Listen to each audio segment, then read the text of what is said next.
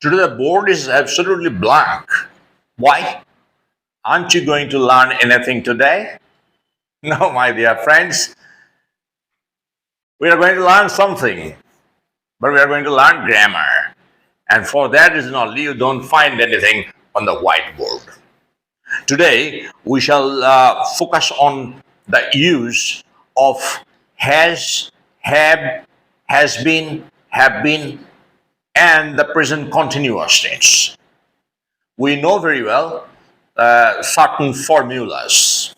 One of the formulas is that subject plus am or is or are plus verb plus ing. That is the first formula. First formula in the continuous tense. So let us write this here. It will become easier for us to understand then. So the first formula of the continuous tense is subject, sub, subject plus am, is or are plus verb, verb, verb plus ing. Okay, so this is the first formula of the continuous tense. Now let us make a sentence following this formula. Subject, any subject you want. Subject means the doer or the agent. Say I'm selecting the subject I. Subject is always a pronoun or a proper noun. I. So after I, we know very well what we should write. We should write am, because we know that I in the continuous present continuous tense is always followed by the auxiliary verb am. Okay. After that, let us choose any verb. Say we choose the verb go, go. Then we know the formula plus ing. So we have to add ing. I am going. So this is the formula. I am going. This is a continuous tense. So this sentence has been constructed in the present continuous tense. That's very easy for us. Now, what is not so easy is the difference between this particular construction and the present perfect continuous. Present perfect continuous, what is the formula? The formula is first the same, subject, sub, subject, plus have been, have, have been, been, or has been, has been, been, plus verb, verb, plus ing, plus ing. So this is the formula for the present perfect continuous tense. Subject plus have been or has been. As per the subject, you have to write. If the subject is needs have, you have to write have. If the subject needs has, you have to write has. Has been plus verb plus ing. So what is the difference between these two formulas? First one is subject plus am, is, are, plus verb plus ing. So this middle one matters. Here you see present perfect continuous, have been or has been. Otherwise the same, verb plus ing, as here verb plus ing. Let's construct a sentence. Okay. Let us choose the same subject, I. I. We know very well I must be followed by have been. I have been, B-E-E-N. I have been. Now let us choose a verb.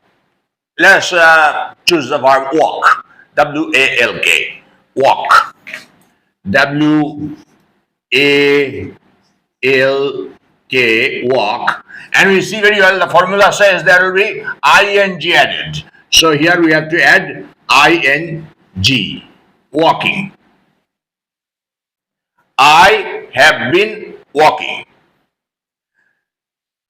Say here, instead of going, if we write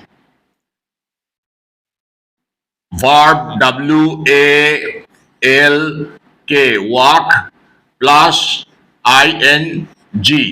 So, I am walking. Present continuous tense. Present perfect continuous tense. I have been walking. Now, what is the difference between these two?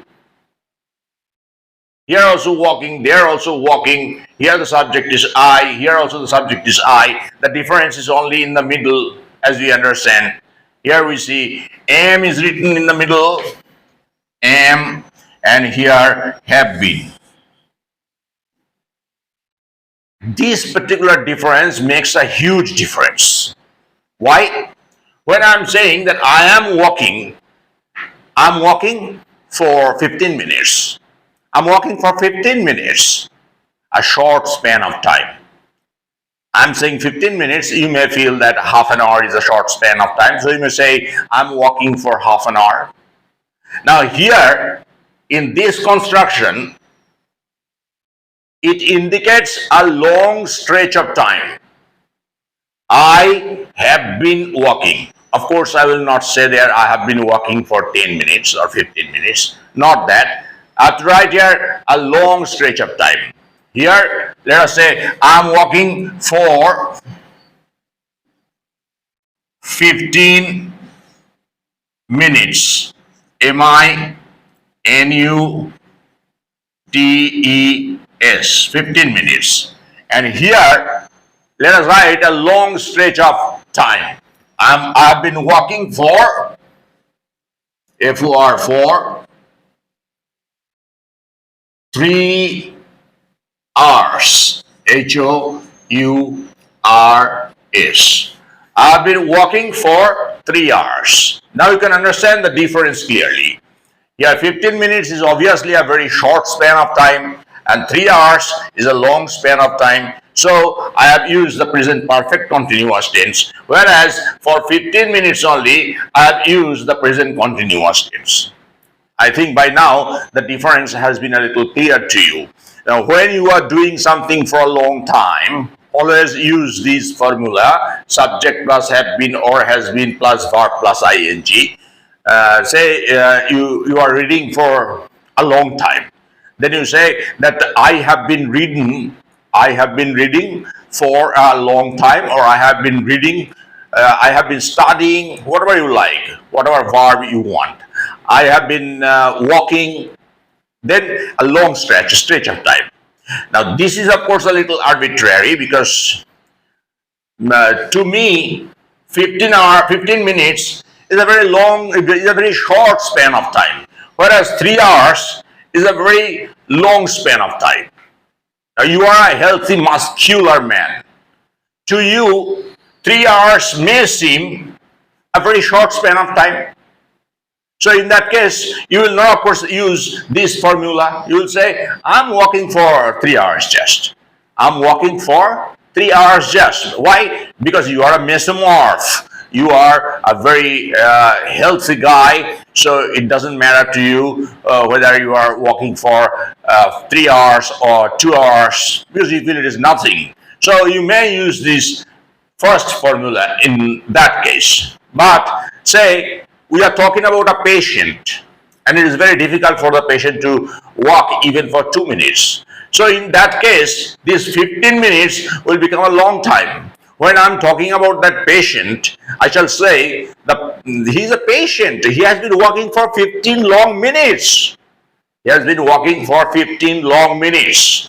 Now you will decide, of course, whether you are going to use the first formula or the second formula according to your disposition, mental disposition, physical disposition. Say, so any make any other sentence following these formulas, and please write down in the comment box. I'll check afterwards what you have written. If I see that you have made any mistake, or I understand that there is some gray area about this you have failed to understand, then I will of course explain that to you once again, either by making a new video or answering your question individually.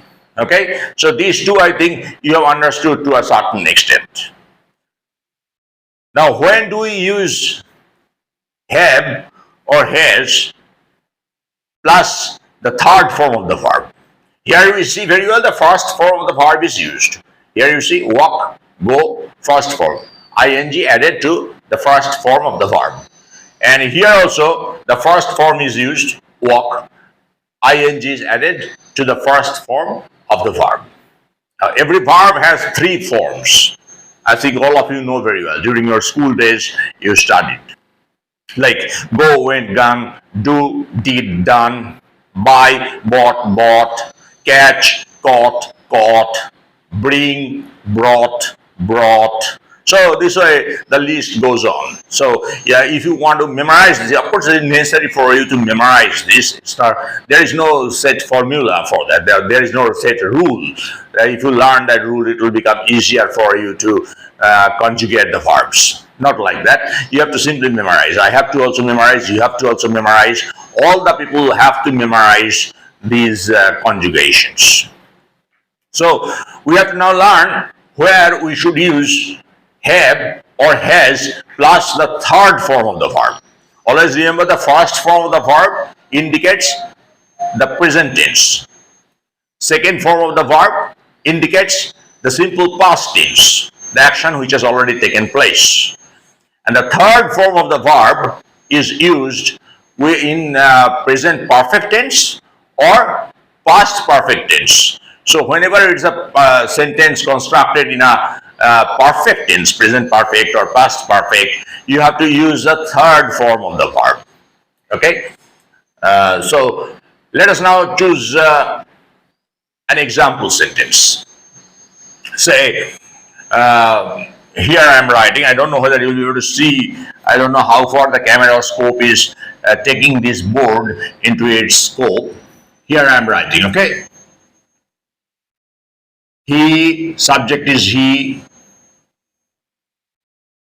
has, has, done, D-O-N-E, done it. He has done it. Okay, he has done it. Now you see, done is the third form of the verb do. So if we make a sentence in the present tense only, simple present tense, so we will not use of course the third form of the verb. But we have used has, or even in place of has, if we use have with that subject, like he is followed by has, she is followed by has, any proper noun is followed by has. Or when we talk about the first person, I, or second person, you, then we will use the auxiliary verb have. Everybody knows that, so I don't need to repeat that. But the third form you have to use after this. This is what I want to just bring home to you. This third form.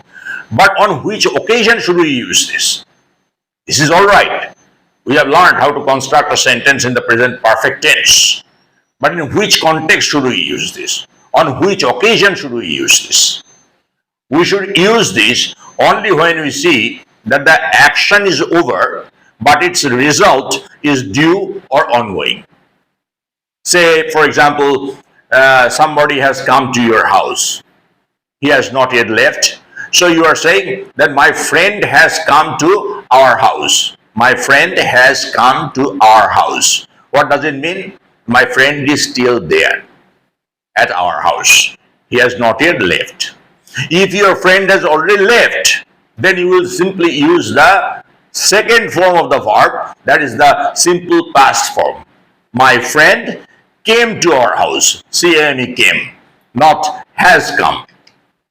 And also, when you are giving a piece of information to somebody, first information, then you will use the present perfect tense. Say, for example, your father has come back home from his office and found you injured. So your father asked you, "What happened to you, my dear boy or my dear girl?"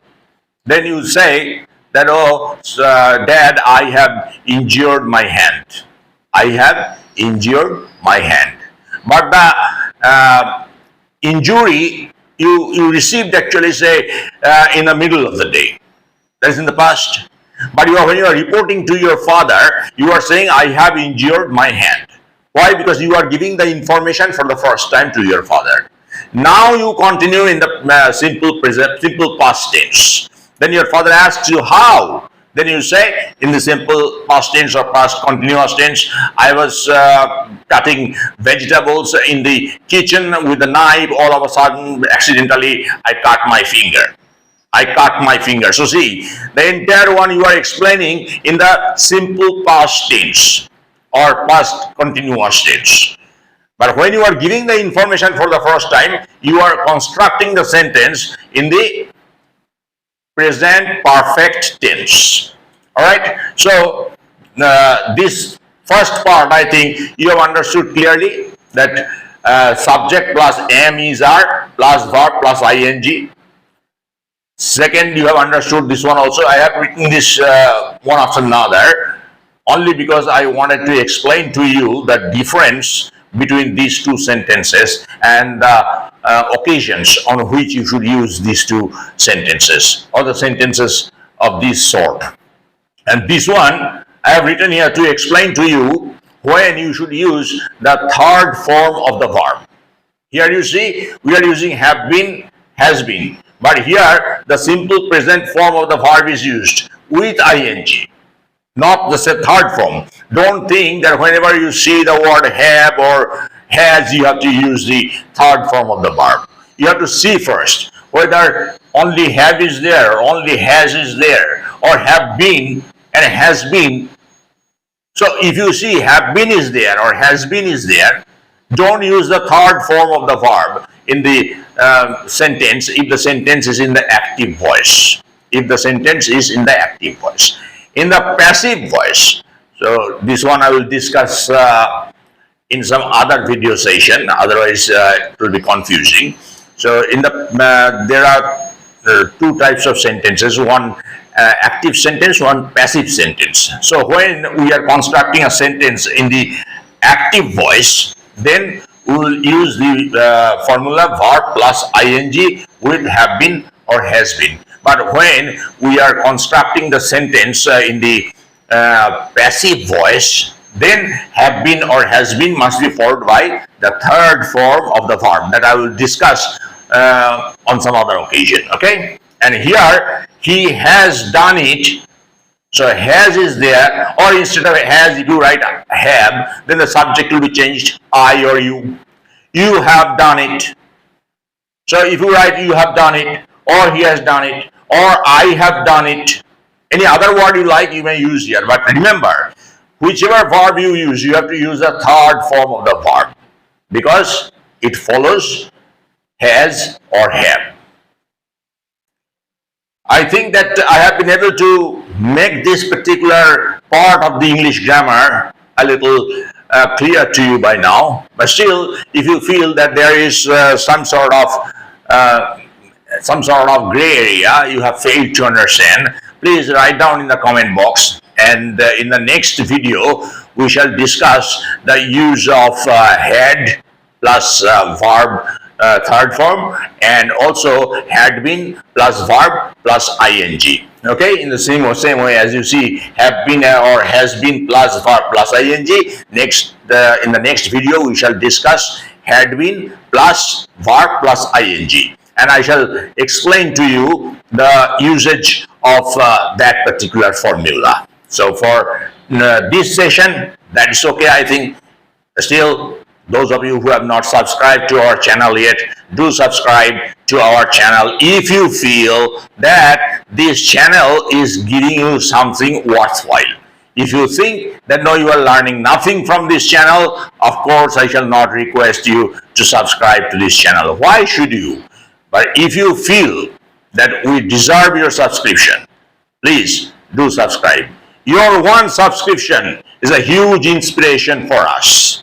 Thank you very much. See you again in the next session. Bye bye.